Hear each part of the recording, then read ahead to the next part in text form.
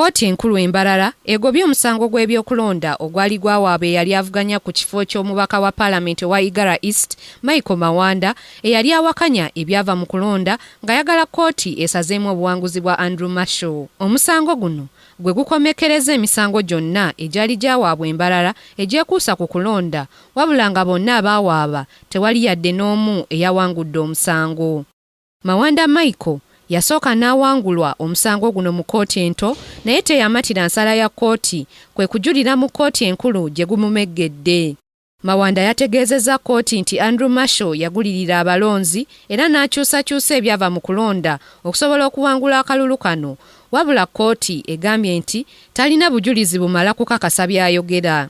Omumyuka w'omuwandiisi wa kkooti Embarara Susan Abinyo wabadde awo ensala ye ategeezezza nti omusango tegulina mulamwa n'olw'ensonga eyo omuwaabi asasula omuwawaabirwa ssente zonna z'ayonoonye.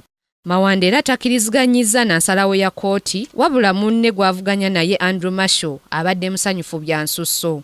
Kkooti enkulu Embarara yawulira emisango 5 egyekuusa ku byava mu kulonda omuli ogwa Kyamadidi Vincent ow'Erwampala, Odota Yebwa owa Bushenyi Ishaka ne Mawanda Michael eyakajulira mu kkooti enkulu Embarara. Grace Nantali Kakooza, Kingdom TV, amalindirire. This is Kingdom TV.